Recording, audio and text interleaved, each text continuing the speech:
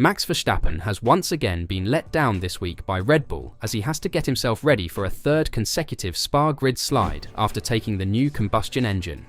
This means that Max Verstappen will face a 10-place grid penalty at this weekend's Belgian Grand Prix after exceeding his engine restriction. Will he be able to fight himself up to the front? And could it get any worse for the Dutchman now that McLaren has surpassed them in raw pace in recent months? Verstappen had been on the verge of a grid penalty after losing a power unit during practice for June's Canadian Grand Prix. That meant Red Bull had to debut the Dutchman's fourth Honda power unit in Spain, the maximum allowed each year, with more than half of the season yet to go. Red Bull had been preparing for a grid drop for some time, and Motorsport.com believes that it has now intentionally chosen this weekend's Belgian Grand Prix as the ideal chance to use a fifth combustion engine and take a 10-place grid penalty. Spa-Francorchamps, where overtaking is easier than at most other tracks, has always been a great place to accept grid penalties with few implications.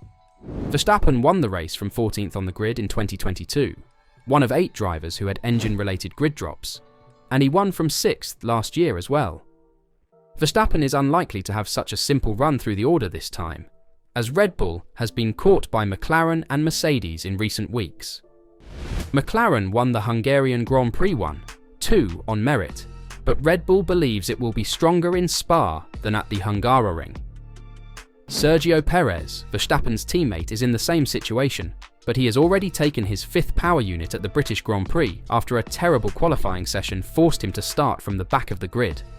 Verstappen is also on his final turbocharger, battery, control electronics and electric motors, which means he will most likely take another grid drop down the road.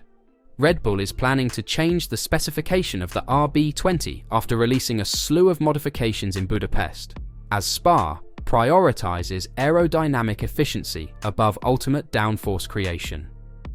It was a big effort to bring this upgrade for this race, stated team boss Christian Horner. I think we've got more performance to bring from them, and there are some positives from that. The car is a different specification again next weekend. Thus, Red Bull plans to revert the RB20 to its more conventional engine cover specification for the Belgian Grand Prix, but not because its most recent improvement failed in Hungary. Last weekend, the Milton Keynes-based team made a substantial redesign to the side pods and engine cover, removing the trademark Mercedes-style gullies. The new strategy was to maximize downforce since, while it is less aerodynamically efficient, that sacrifice was irrelevant on a tight and twisty circuit like the Hungaroring. Ultimately, the alterations proved to be a bit of a letdown, with Max Verstappen, who alone handled the new setup, saying they had not provided the expected step forward. He is concerned that the lack of advancement would put Red Bull at a disadvantage against the increasingly powerful McLaren team, which is widely considered to have the quickest car in Formula One right now. Christian Horner, Red Bull's team chief, said after the race that the team now required explanations as to why progress had not been as rapid as expected. I think we have to look at all the data, now that we have it, and look at obviously where we need to optimize and where we're not getting the performance that we obviously want to achieve, he said. Verstappen plans to return to the old-type bodywork for this weekend's Belgian Grand Prix, but not because what he raced in Hungary was disappointing. Instead, it is because Spa-Francorchamps is a track that requires tremendous aero efficiency, and the high-drag version used in Hungary would not function there. So Red Bull has expanded track-specific vehicle adjustments, which were previously limited to front and rear wing levels, to include wide-ranging bodywork alterations. In Hungary, technical director Pierre Wache revealed that Red Bull had the flexibility to adjust their package race by race. If the cooling level requirement and track characteristic will push us to change, yes, we will, he said. We try to make the quickest car. Changing at each track, then it could be a possibility, yes. We don't know yet. So, what were those changes at Red Bull? After dominating the previous 2 seasons, Red Bull adopted a more radical approach with the RB20 than many expected. It clearly understood that it was just a matter of time until competitors addressed the challenges that had plagued the ground effect period. This led in some unconventional thinking when it came to cooling. with a design that flipped the widely used underbite inlet configuration on its head and replaced it with a vertical intake next to the chassis. It necessitated not just stacking and tilting the radiators within the side pod, but also mounting coolers higher up, behind the Halo's rear leg. This was made possible by the substantially taller haunched engine cover, which replaced the shelf-like design used previous season. This new layout incorporates a solution seen on the Mercedes W14 last year, with gullies guiding the airflow downwards.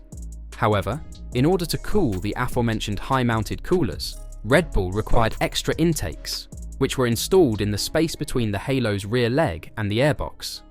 During the first part of the season, the crew optimized the overall arrangement, including adding another intake next to the Halo's rear leg in Japan. At the Spanish Grand Prix, the side pod's vertical intake became more tapered in the center area as the bodywork's design was adjusted. The appearance of a whole new engine cover layout at the Hungarian Grand Prix demonstrates that the team was also working behind the scenes on a parallel development strategy, in which it trades part of the efficiency of the main configuration for peak gains in low-speed, high-downforce tracks. To do this, it has used a strategy similar to that seen in past rules, in which the bodywork is closely shrink-wrapped to the components stored beneath. This necessitated not only the removal of the heavier bodywork, but also the replacement of the internal coolers, as well as the removal of the boxy periscope-like fairing that surrounds them. This also led to the introduction of flatter, body-hugging louvre panels.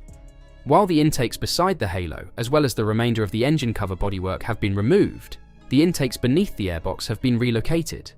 They are also orientated in an innovative way, almost side-on to the vertical roll hoop spars, such that they collect the air coming into that region without interfering with the airflow's normal downstream course.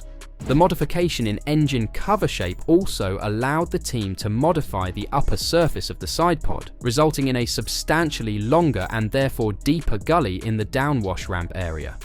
This has also resulted in a change in the bottom outlet, both in the form of the outer cone and in the indentation of the trail panel, as the team strives to increase flow through that location.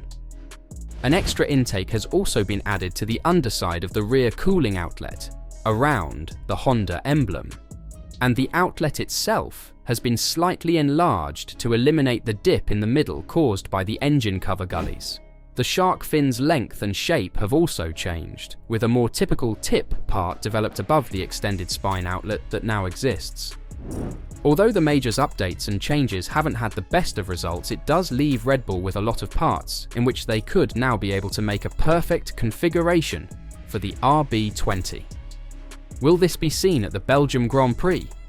Perhaps, but don't expect Verstappen to win from the back of the field. For Red Bull to win this race, Perez will have to show up. This would also save his career. As this weekend's Belgian Grand Prix is the penultimate race before the summer break, during which Red Bull plans to decide on their Formula One driver lineup for the remainder of 2024. Sergio Perez's poor record has left Red Bull Racing vulnerable in the Constructors' title, particularly after McLaren finished first and second at the Hungarian Grand Prix last weekend. Red Bull intends to wait until August to make an informed decision about what to do outside of the strains and volatility of race weekends. On paper, its alternatives are simple: retain Perez and rely on him to complete the job, or replace him and restructure its roster. The stakes should be too high for a single race weekend in Spa, but it might either confirm current patterns or provide Red Bull with fresh data to consider. Unfortunately for them, they'll have to figure this out with one car starting further back, which will not provide the data they're looking for. Can Red Bull recover from an under-delivering weekend in Hungary? Let me know your thoughts in the comments down below.